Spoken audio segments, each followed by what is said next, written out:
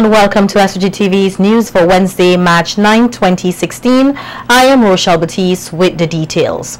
A staff mission of the International Monetary Fund who visited SVG for the period February 22nd to March 3, 2016 has released the preliminary findings of its report.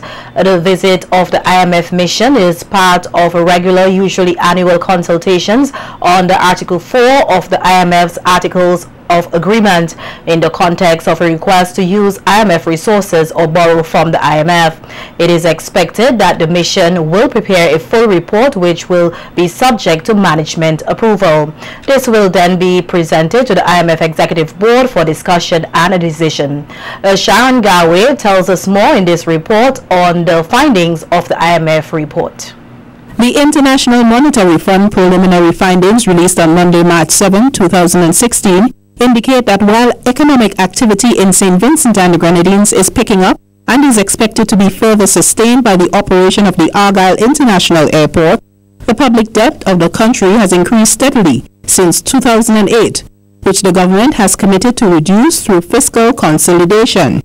The country's real GDP growth is estimated at 1.6% in 2015, led by recovering tourism inflows, construction and agriculture, and projected to reach 2.2% in 2016. As it relates to the public debt, the IMF said it rose from 57% of the GDP at the end of 2008, since launching the airport project, to 74% of the GDP at the end of 2015, up to the median for countries of the Eastern Caribbean Currency Union during a challenging period of global economic financial crisis and damages caused by 3 natural disasters in 2010, 2011, and 2013. Making reference to the Petro-Caribe Agreement, which represented an important financing source for the government, the report pointed out that at the end of January 2016, the debt of St. Vincent and the Grenadines Petro-Caribe to Venezuela stood at 183 million EC dollars, which represents 8.7% of the GDP, of which only 71 million EC dollars was recorded as the government debt. According to the IMF Staff Mission Preliminary Report, the other 112 million EC dollars, or 5.3% of the GDP, was not entered into the government's public debt statistics, but it is included in their own projections. The report, however, noted that with lower oil prices, Petro-Caribe financing flows have declined considerably and are expected to be reduced further in 2016. The IMF report stated that the recovery of the tourism sector and lower oil prices also contributed to maintaining low inflation and have narrowed the current account deficit in 2015. It stated that the fiscal position was improved due to expenditure restraint, while tax collections were generally good, particularly for custom duties with the increase of the customs service charge. As it relates to public service debt, the IMF report stated that it has increased steadily since 2008, but St. Vincent and the Grenadines has committed to reduce it through fiscal consolidation. It pointed out that St. Vincent and the Grenadines has committed to reducing its public service debt by 60% of the GDP by 2013, in line with the agreement among Eastern Caribbean Currency Union ECCU countries. More on the IMF report will be revealed tomorrow in Part 2 of this package, which will deal with measures in the budget, fiscal policy, fiscal consolidation, proactive implementation of structural reforms, public-private partnerships, financial institutions, state-owned enterprise, among other details. Sharon Garwe, SVG Television News. In other news, Comptroller of the Inland Revenue Department, Kelvin Pompey, outlined to SVG-TV News in an interview yesterday that the rates of value-added tax, or VAT, are directly affected by the low level of compliance across all taxpayer types. According to Pompey, if there is a significant increase in compliance, persons could see an overall reduction in the tax rates and is therefore appealing to defaulters to pay up their taxes. I believe that for most of the tax types, that if we can get close to 85 or 90% compliance, that we can actually see reduction in the different rates for the tax types. But we are paying, I think, rates at certain levels because we have low levels of compliance. And I think once we widen the net and we identify persons who should be in, and we ensure that those we have and they're all paying their fair share, I think we can see reduction essentially in tax rates. So tax rates can be considered to be high by some persons where they are because in a sense of the levels of non-compliance. Pompey further explained that various items which were 1-0 rated, such as salt and sugar, have been added to the VAT list in order to curb the consumers' consumption for health reasons, and pointed out that consumers can find healthier food items which are 0 rated. I think that a given consumer who may be affected one way or the other by a product or group of products, basically there are a lot of wider choices with regards to consumption. I mean, all fruits and vegetables and so purchased at the market itself, essentially, they do not carry VAT. It's only those that are on the supermarket shelves that carry VAT. And so you'd want to not only shop at locations where you know an item is VAT-free, especially for fruits and vegetables, but you also want to look for substitutes. There are always substitutes available that if you think that an item basically is high because of the application of VAT, there may be substitutes to that product that are either 0 rated or free of VAT. In relation to property tax, the Inland Revenue Comptroller said his department is willing to work with persons who are in arrears, and added that non-compliance creates an unfair situation for persons who pay their fair share. Persons listening to us at this point know that they are owing and know that they should pay the property taxes. What has happened is that we have had situations where persons have not paid for years, and it has built up to essentially large amounts. And we are willing to work with these persons in terms of working out payment arrangements and essentially working with persons who may have excessive interest outstanding to see how we can arrange, settlement totals, essentially. But we cannot, one thing we cannot do is to sit back and do nothing. Because for those taxpayers who have been complying, where they are seeing others non-compliant and getting away with it basically causes them also to want to ask, why am I paying and these other persons are not paying? In recognition of International Women's Day observed yesterday, March 8, 2016, the Ministry of Agriculture, Forestry, Fisheries and Rural Transformation hosted a seminar and award ceremony to honor the contribution of women, especially those in the rural areas, to the country's agriculture sector. Chairperson of the event, Deborah Daniel, noted that as the contribution of women is appreciated and celebrated, it must be acknowledged that inequality between men and women still exists in society. She said that there must be a collective effort to tackle issues hampering gender equality in order to enhance national development. Among the most vulnerable and economically powerless, there is a need for a concerted effort by all interested parties to ensure that we can clearly identify what are the key development challenges that women face today. Our rural women, for whom this forum is especially designed, have continued to be the major pillars in the development of families, livelihoods, education, and communities. This contribution has been evident in all spheres of rural life, especially agriculture, where women have worked tirelessly alongside their menfolk to drive the development of this productive sector, which has been largely responsible for the emergence of our country as a middle-income developing state. Congratulating women for their work and continued contribution to the Vincentian Society was President of the National Council of Women, Beverly Richards, who noted that women empowerment must be supported as a transformational force for human rights, economic growth, and sustainability.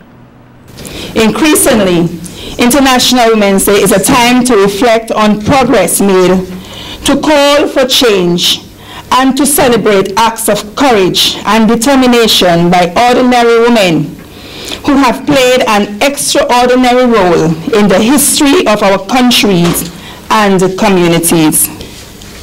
Today, we have with us honorees, women of great integrity who would have worked very hard.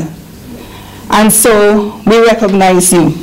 We wish to thank you and to reinforce the need for education, which is a human right and an essential tool for achieving goals of equality, development and peace. Non-discriminatory education benefits for both girls and boys and thus contribute to more equal relationships between women and men.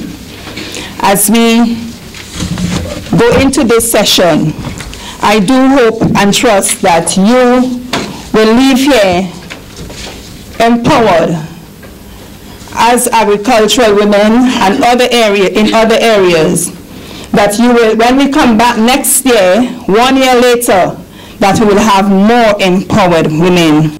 Minister of Agriculture, Forestry, Fisheries and Rural Development, Soboto Caesar, highlighted that without women involvement, the Vincentian society will not be as it is today. Caesar said there is a need for the younger women in society to be trained and nurtured into fulfilling their duties to make a contribution to the development of the country.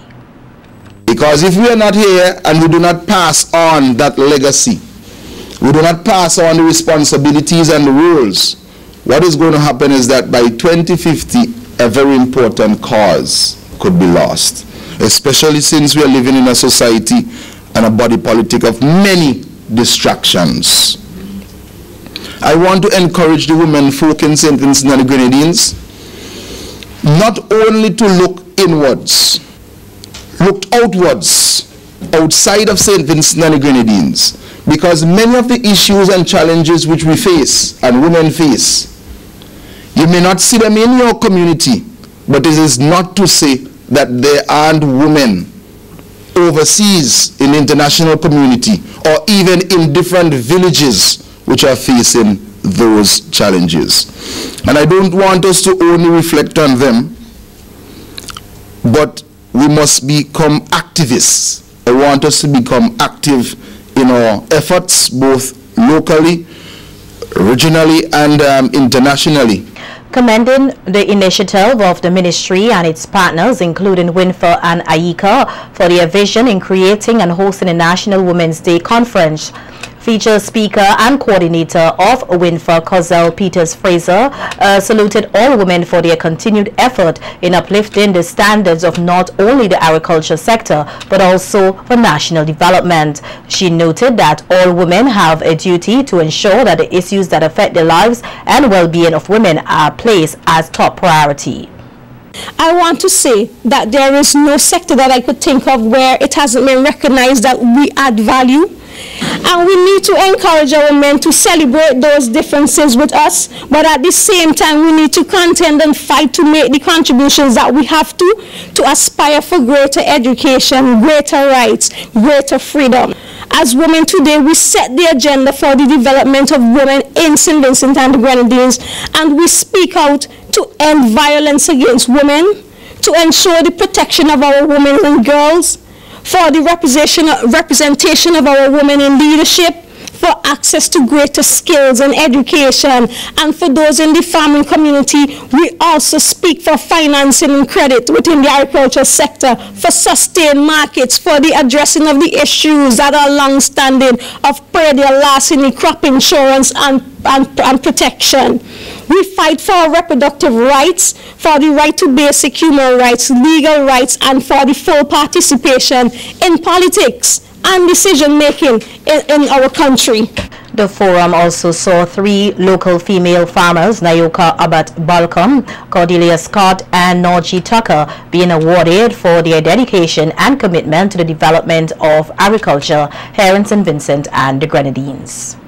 And the Ministry of Education yesterday launches a skills training program aimed at poverty reduction by equipping Vincentians with skills to gain employment, which will lead to wealth creation.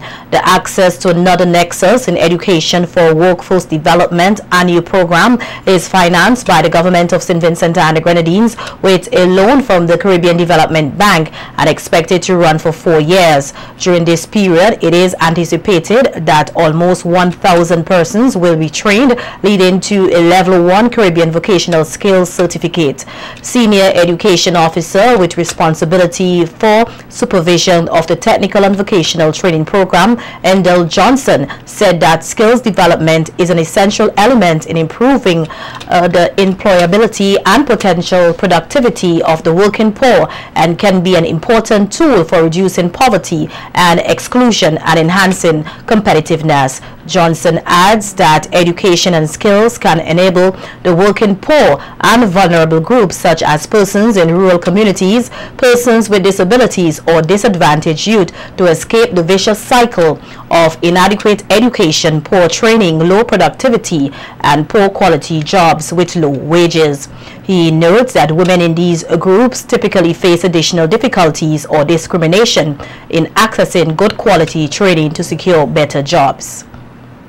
These 1,000 persons are targeted individuals who are between the age of 17 to 45 and must be unemployed, dropout and uncertified school graduates, single parent mothers, fathers who are unable to finance further training, household heads with no certifiable skilled and or low skill level, and those who are deemed at risk.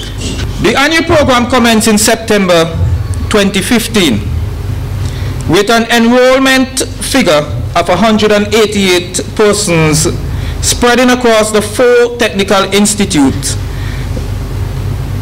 This represents 69.6% of our targeted population, which was 270.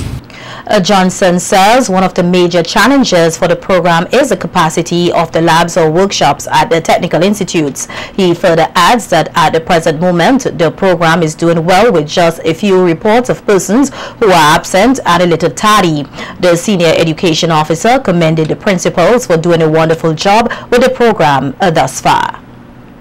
Many of our shops have met facility standard for the training of up to about 8 to 10 persons at any one time. But sometimes what we do, we have to cram certain space. We have to pull in a bit more than what is expected because there are so many persons out there who deserve to be trained. However, under the Technical and Vocational Development Project, the Technical Institute will be upgraded and thus will be able to take in more students for training. Johnson also notes that discussions are taking place as to the best method for the engagement of counselors for the provision of psychosocial support to the participants, adding that at present moment, psychosocial support is given by the principals and staff with an occasional counselor. He therefore took the opportunity to impress upon principals to continue to encourage the participants to endure to the end of the program. The program should be finishing in June, July. You have been doing a great job and you deserve a round of applause.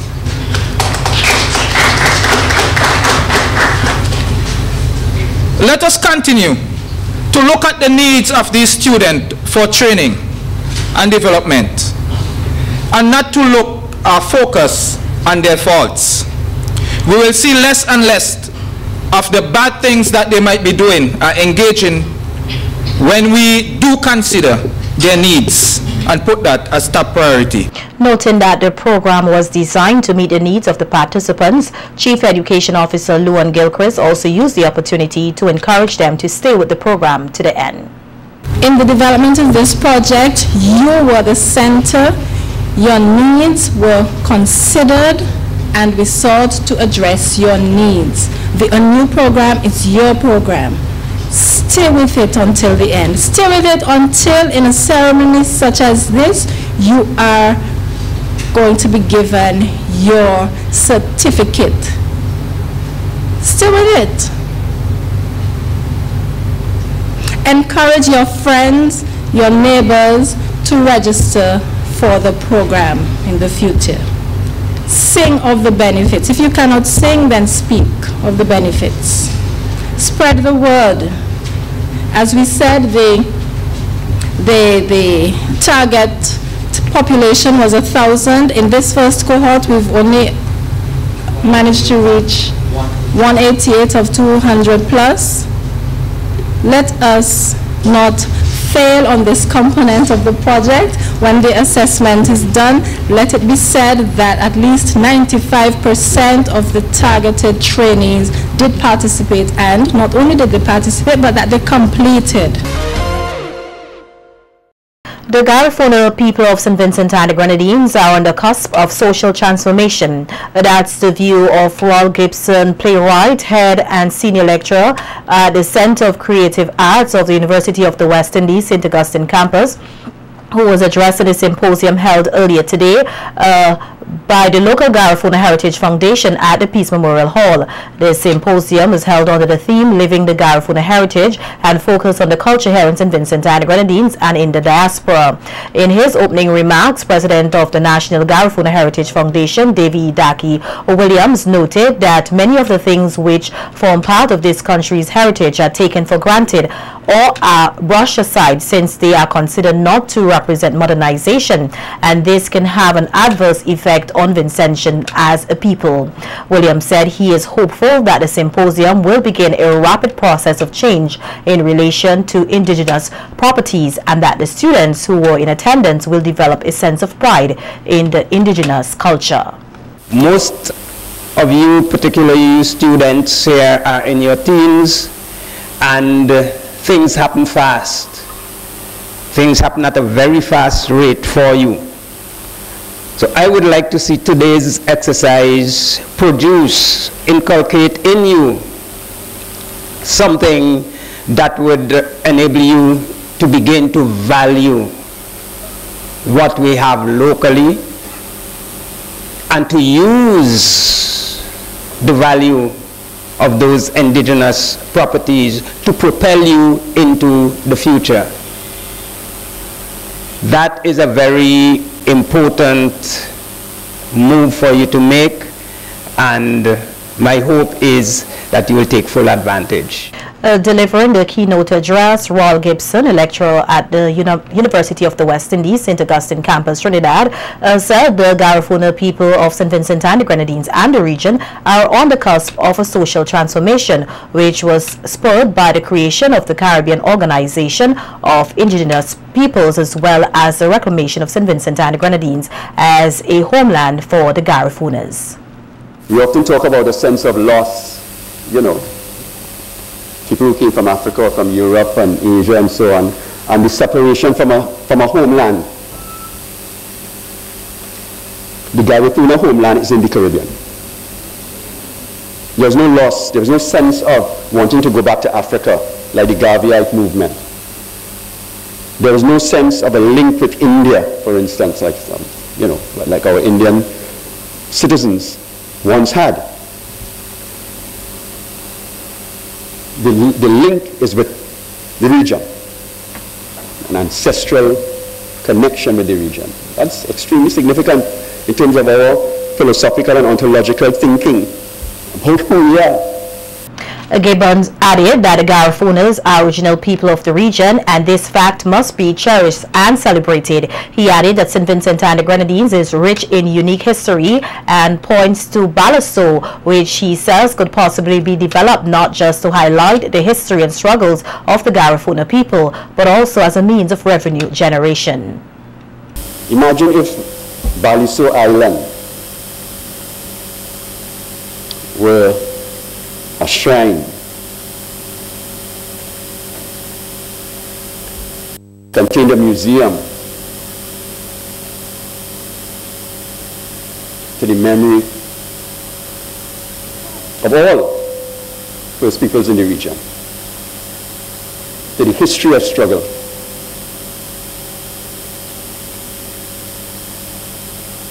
And none of this denies in this contemporary world the value of such a site as a source of economic revenue. People from all over the world want to come to see something specific when they visit a place. Passion is what makes a difference. This point was put forward to the graduating class in Leadership and Management Health by Minister of Health Luke Brown at the Ministry of Health, Wellness and the Environment conference room earlier this week. 36 persons graduated from the program, which was geared towards building the participants' leadership and practical management skills which are required for working in complex local, regional, international and global health environments.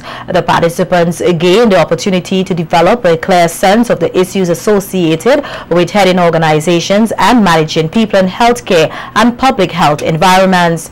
In his remarks to the graduates, Minister of Health Luke Brown encouraged them to have a passion in their approach towards work, and this is a key ingredient for success. Give it your vigor, you have to give it your best so that we could achieve the kind of results that we desire.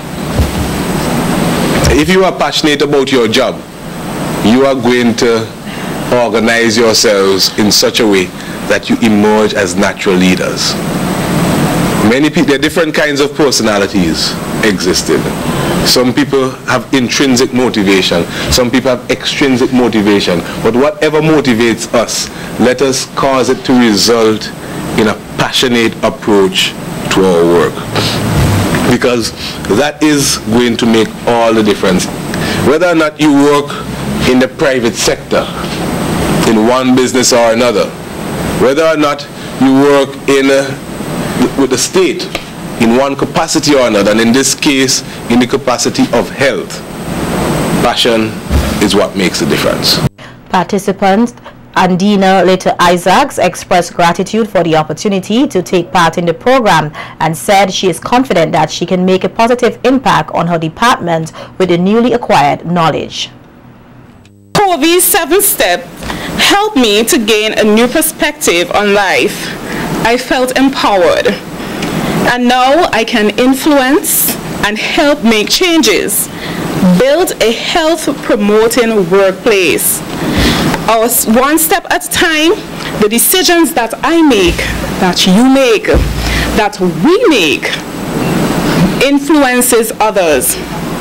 Our coordinators, tutors, Ms. Isaacs, Ms. Bob, and team has done a wonderful work. Thank you. We are better leaders and managers for today. Thank you very much.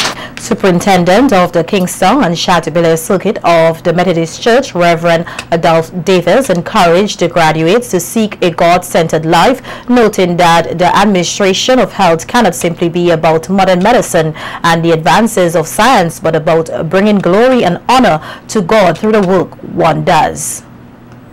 Because you see, if your work is for the government, then that defines your attitude. But what if your work is for God?